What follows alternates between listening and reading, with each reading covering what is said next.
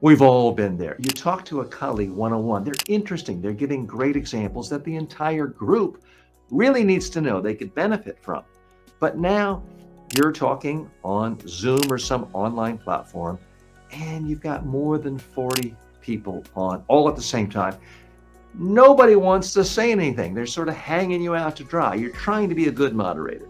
You're trying to be inclusive. You want to bring people in. You're asking questions, crickets. You do a poll, nothing. You call on people by name and you get one word answer. These are the same people that over the phone or a one-on-one chat, FaceTime, they got great examples, great case studies. They've got fantastic information that your colleagues need to hear, but they just clam up when there are 40 people all listening or watching at the same time, or all on the screen on Zoom or Microsoft Teams.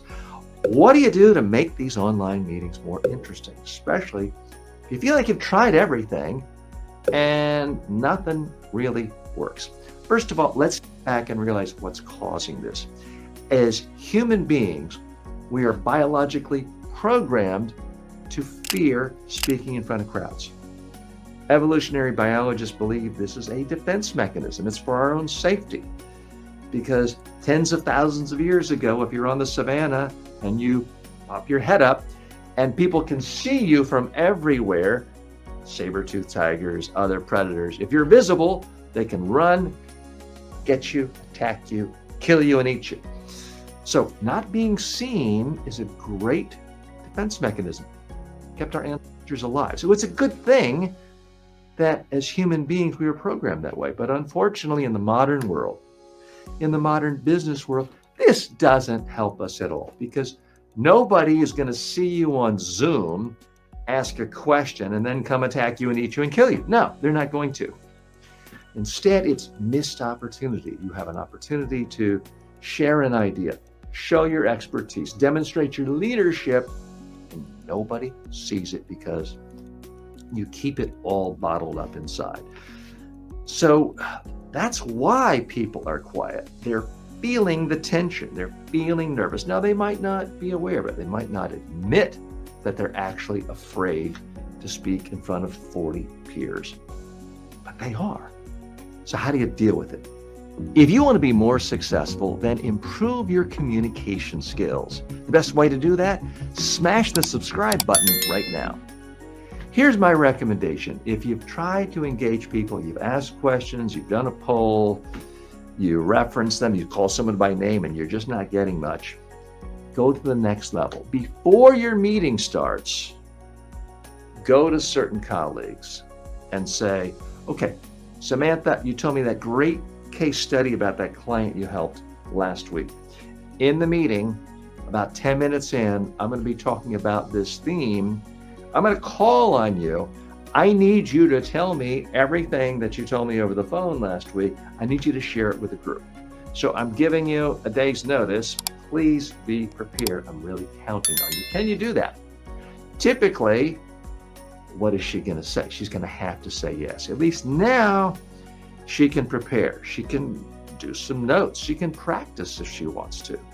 But now when you call on her, you can say, Jane's been working on this problem. She has a fantastic success story that she shared with me the other day, and I want her to share with all of you right now because I think we can relate to it.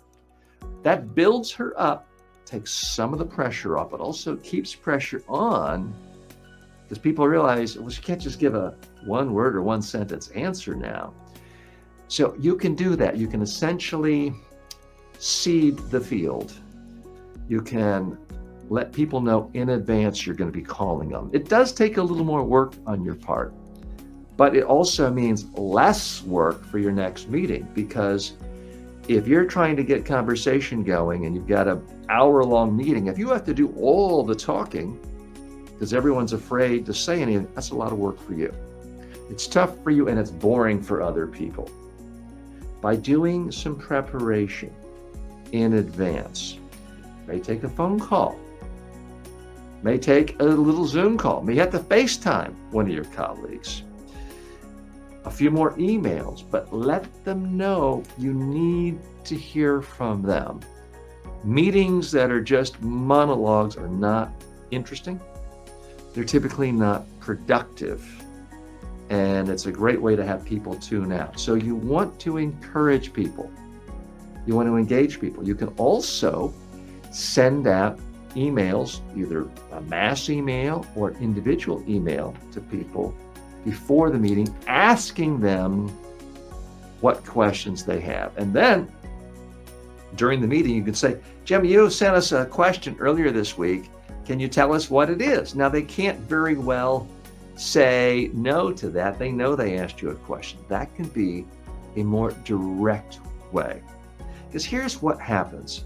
If you just call on people and all of a sudden they're thinking, oh my gosh, 40 of my peers are looking at me, they're going to feel nervous. They might not be aware of being nervous, but they're going to feel nervous. Their brain shuts down. Their ability to have recall is diminished. So if someone emails you a question in advance, write back to them and say, that's a fantastic question. That's a question that everyone else in our group meeting on Thursday afternoon can relate to. So be prepared. I'm going to say what questions are there. And I'm going to say, Jim, you had a question you sent earlier. Share with the group that question. If they know in advance, you're going to be asking them to say the question. They know that you know there's a question there and you both have seen it. It gives them time to prepare and they don't really have any wiggle room. There's not an easy out. And this way, it's easier for them. It's easier for you. So your meetings can go from sort of an awkward situation where everyone is looking at you and you feel like, I'm out here, I'm dying, folks, to an actual constructive group conversation where everyone is engaged, because that's what you want.